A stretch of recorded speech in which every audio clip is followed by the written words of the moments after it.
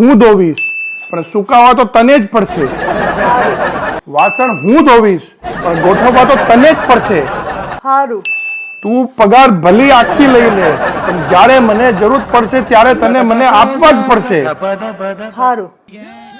જો ભાઈલા, આમનો તો ખાલી નામ જ છે પણ ઘરમાં તમારી ભાઈડાની ચાલે જ છે.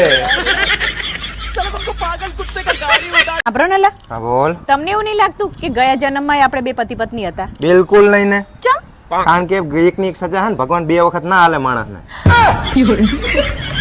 આ એક વખત જ બહુ ખાય ઘરે રહેતી. આપણે મદ્રાસ રહેવા જતા રહીએ. ત્યાં જઈએ ને રાંધવાની રામણ જ મટી જાય. નકરા ભાત ને રસો, રાંધવાની રામણ જ નહીં.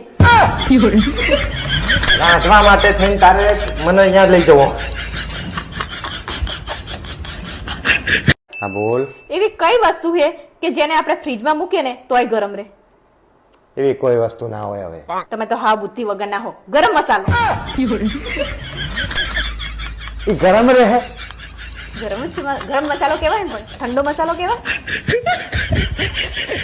ચમ બાજી તું? હું નહીં બાજી, ઈ બાજ્યા હે. ચમ ઈ બાજ્યા એટલે? ઈ તમને ખબર હે ને કે બજારથી ગમે એ વસ્તુ લાવું ને તો એમ કે ધોઈને વાપરવાનું. હા. તો હું ખાંડ લાવી તે મેં ધોઈ નાખી, ઈમાં બાજ્યા મારી જોડે. ખાંડ ધોવાની વસ્તુ, એ શાકભાજી બીજી કઈ વસ્તુ લાવે ને એ ધોવાનું કે તને હોશિયારી મારે. એક તો બુદ્ધિ હે ને બાજ કરે આગા ઘર અંગાથી. મને એમ કે બધી વસ્તુ ધોવાનું એટલે ધોઈ નાખી. તું મારા નસીબમાં આવી છે જ મને નહીં સમજાતું. બોલે પા ના તો બુદ્ધિની બેટ. તમને એક સવાલ પૂછું? હા પૂછ. હું આ દુનિયાની સૌથી હારામાં હારી પત્ની હું કે નહીં? મને ચાઈ ખબર હોય આવી બધી ફોંડી. ચમ તમને ચમ ના ખબર હોય? ના જ ખબર હોય ને. હું ચા કોઈ બીજાના બૈરા હંગાત રેલો હોત ખબર પડે કે ઈ હારી છે કે તું હારી છે. આવા નવા સવાલ પૂછતી હોય. વૈશાલી, તમને એક સવાલ પૂછું? પૂછો પૂછો. મને આ સવાલનો જવાબ આપો. બટન ને ગુજરાતીમાં શું કહેવાય? બટન ને હા મને નહીં ખબર શું કહેવાય. મિત્રો, જો તમને ખબર હોય કે બટનના ગુજરાતીમાં શું કહેવાય તો તમે કોમેન્ટ બોક્સમાં કોમેન્ટ કરીને જરૂર જણાવો. શું વિચારે છે અન્ની? હું ચાંદની એ વિચારું કે જો જીભને ફ્રેક્ચર થાય તો ડોક્ટર પાટો ચેતા બાંધે? કોને?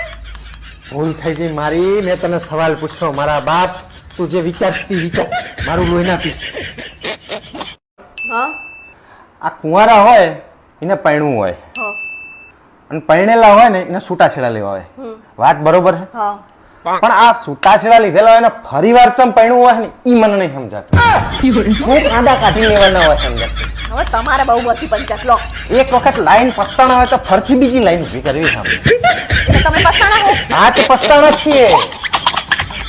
બ્રો નલા, હા બોલ. આપણા બાજુવાળા એવું કહેતા હતા કે ભારત ને પાકિસ્તાન નું યુદ્ધ થાય ને તો આપણો દેશ ને 20-30 વર્ષ પાછો પડી જાય. હા તે સાચું જ કહી રહી. અને ભારત એકલો નહીં, જે દેશ યુદ્ધ કરે ને બધાય દેશ 20-30 વર્ષ પાછા જ પડી જાય. જો હું તમને કહી દઉં, ભારત ને પાકિસ્તાન નું યુદ્ધ થવું હોય તો થાય અને ભારત 20-30 વર્ષ પાછો પડી જાય પડી જાય. પણ હવે હે ને હું ફરીવાર ભણવા નહીં જવાની. ખબર હે વિદેશમાં છોકરું 15 વર્ષનું થાય ને ત્યાં તો એ પોતાના પગ ઉપર ઊભું થઈ જાય.